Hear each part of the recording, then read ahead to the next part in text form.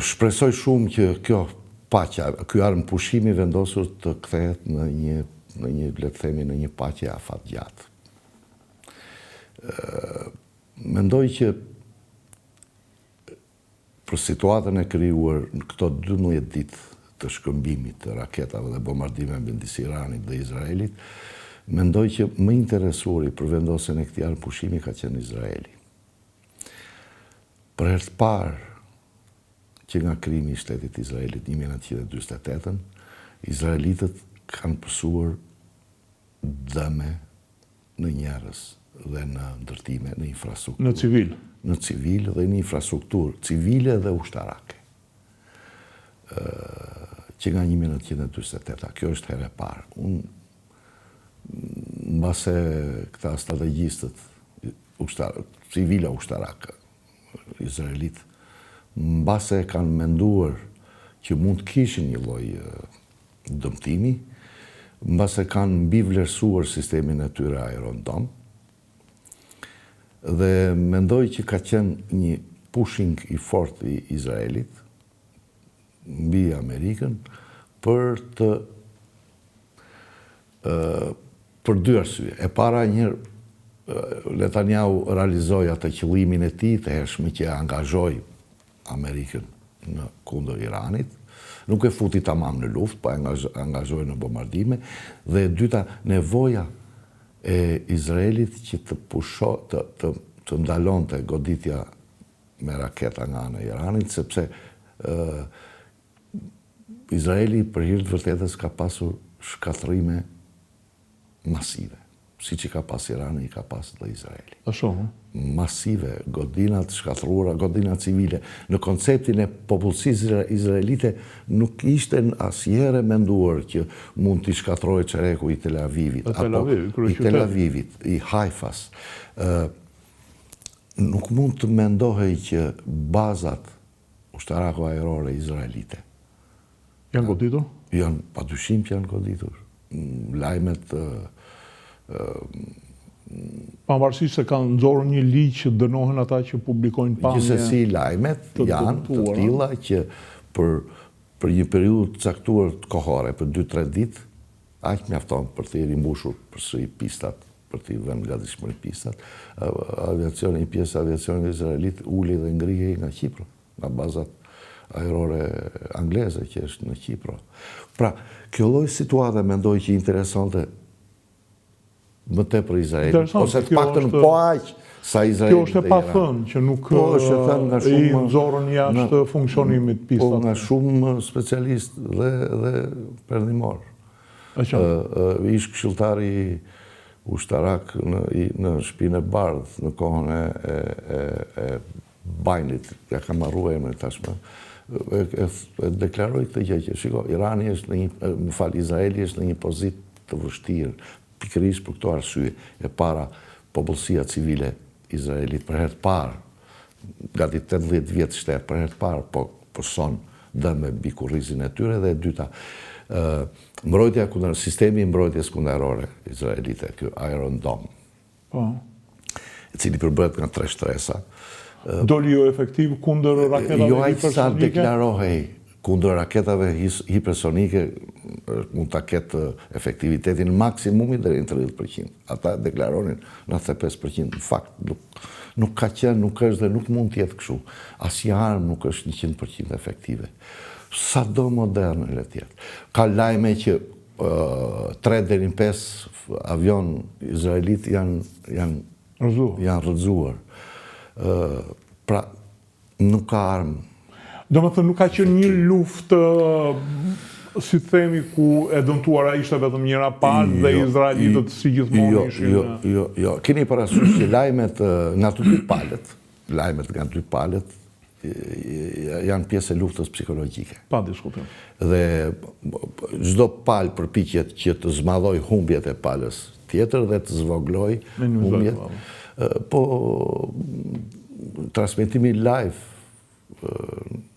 se teknologjia celulari ka dalë bela e madhe për censurën. Ta ul këtë lloj efekti, le të themi, të luftës psikologjike. Izraeli është numër 1 në botë, ka qenë, është dhe mendoj dhe do tjetë në inteligjencë, në konceptimin dhe implementimin e operacioneve sekrete të shërbimeve të vetat. Ekziston një barsalet, e cila është shumë afër të vërtetës, ku ministri i mbrojtjes i thot Netanyahu, shefi thot kanë bombarduar godinë e Mossadit, ka ndonjë të vrarë, thot janë të gjithë në Teheran, i thot.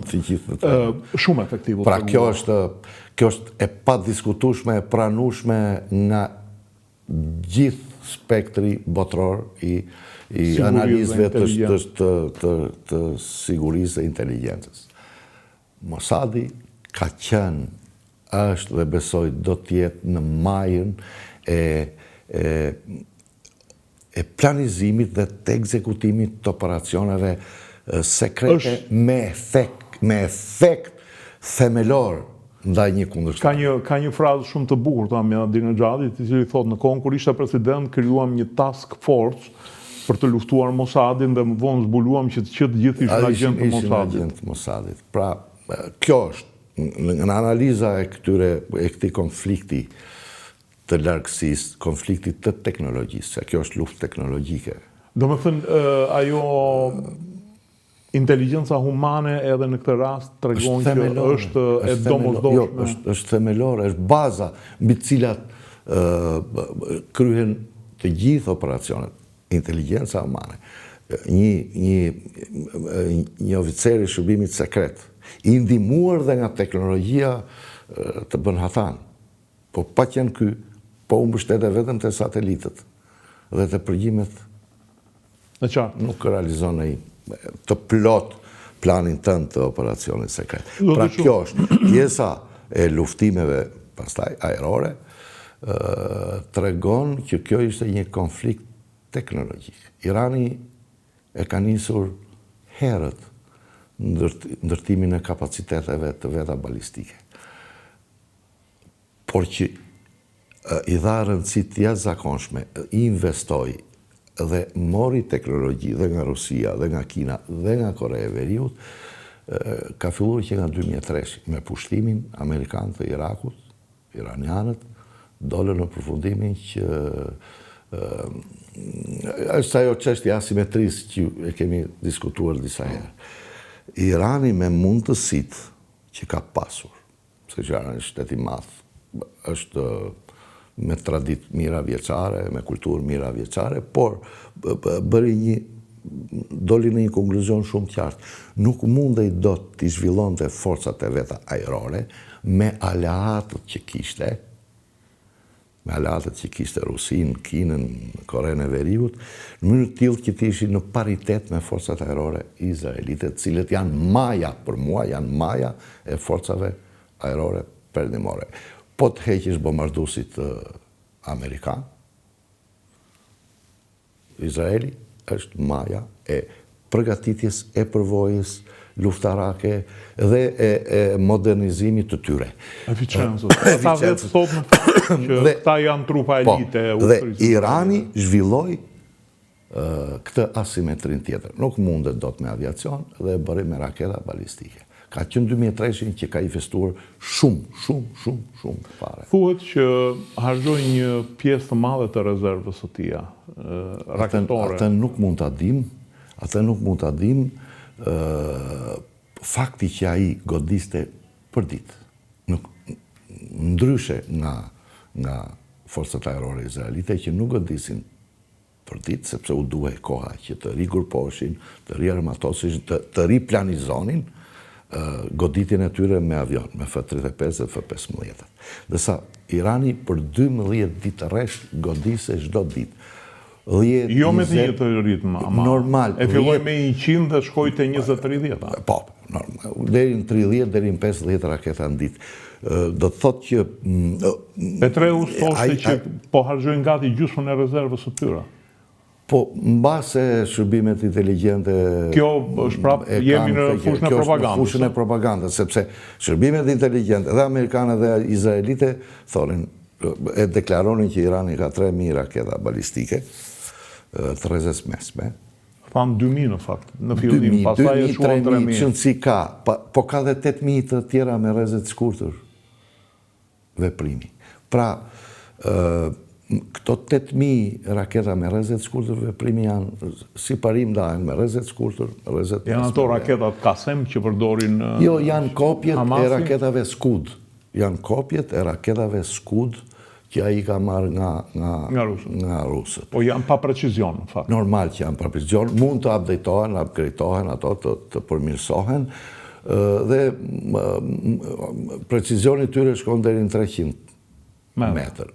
Problemi është që ti përdorësh këto kundër një baze ajrore, nuk është se ka në i dalim të math 300 metrë shi... Po, pista 2 kilometër, 3 kilometër, godinat, angarët, depot e municionit, depot e karburantit, në atë sipërfaqe janë. Pra, deri në 300 kilometër, a i ka me bollek shumë. Pastaj, deri 500 kilometër janë këto që i ka me bollek, pastaj deri...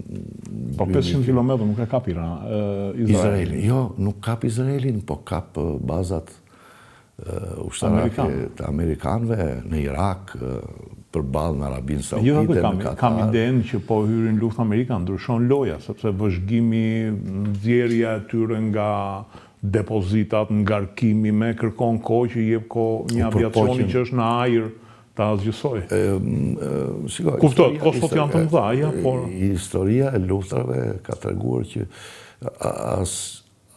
asnjë lloj teknologjie nuk është 100% eficiente. Irani ka dy avantazhe të mëdha. Në krahasim me Irakun, në krahasim me Vietnamin, është shumë i madh në territor. Territori i tij është shumë i vështirë për të operuar nga ana e ushtërie dhe popullsi shumë e madhe.